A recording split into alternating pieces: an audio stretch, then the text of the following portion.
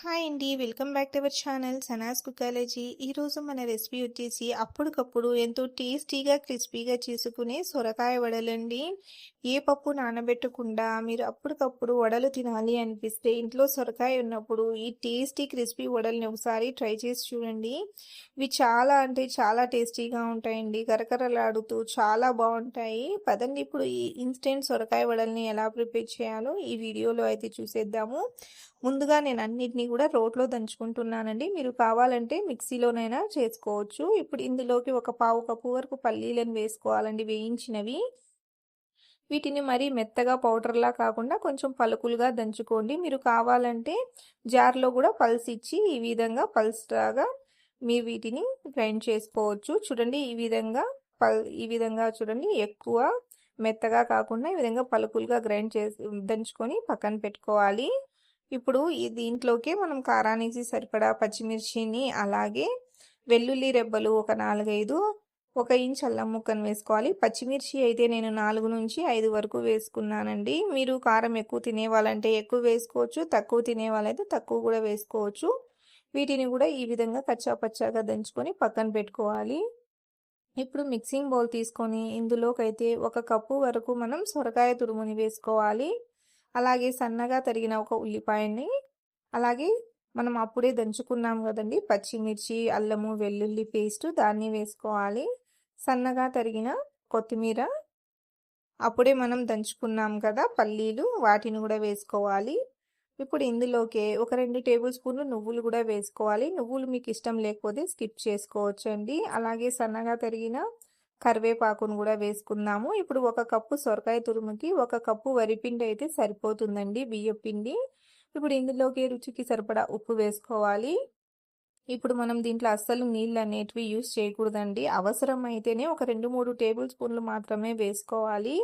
నీళ్ళ అవసరం అనేది మోస్ట్లీ పట్టదండి, ఎందుకంటే సొరకాయ తురుములో ఉండే తడే సరిపోతుందండి. ఈ విధంగా కొంచెం వడపిండి లాగా గట్టిగానే కలుపుకోవాలి పిండిని. పల్చగా అనిపిస్తే మీరు ఇంకొంచెం బియ్య పిండిని అయితే యాడ్ చేసుకోవచ్చండి. నీళ్లు కూడా అవసరం అనిపిస్తేనే మీరు 1 లేదా 2 టేబుల్ స్పూన్లు మాత్రమే వేసుకోండి.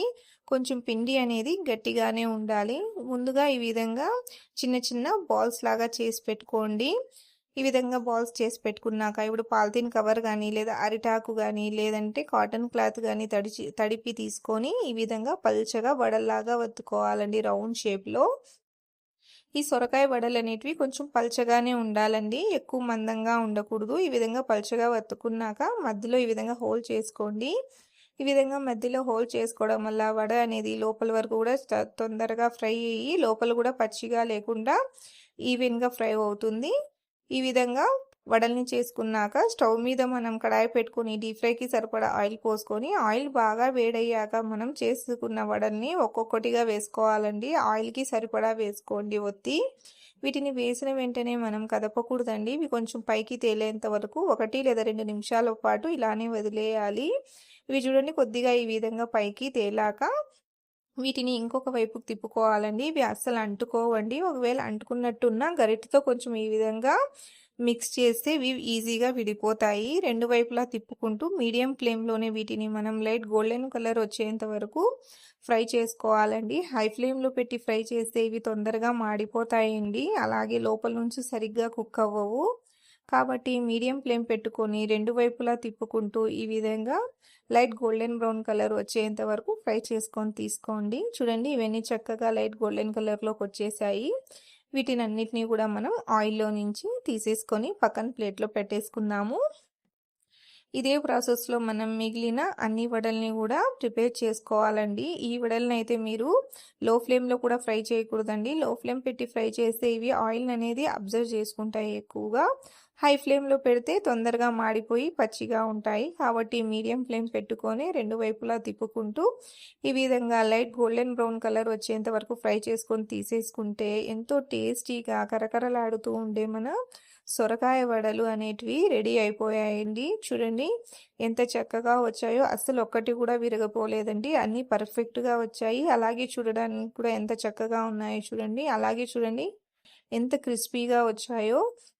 చాలా అంటే చాలా టేస్టీగా ఉంటాయండి. ఇవి తినటానికి కూడా ఎక్కువ శ్రమ పడకుండా, ఏ పప్పు నానబెట్టకుండా మీరు వడలు తినాలి అనిపిస్తే ఇన్‌స్టంట్‌గా ఈ సొరకాయ వడల్ని మీరు గూడా తప్పకుండా ట్రై చేసి చూడండి. మీకు ఈ రెసిపీ ఎలా అనిపించిందో నాకు తప్పకుండా కామెంట్‌లో తెలియచేయండి. వీడియో నచ్చినట్లయితే లైక్ చేయండి, షేర్ చేయండి. అలాగే నా ఛానల్‌ని సబ్స్క్రైబ్ చేసుకోండి. Thanks for watching.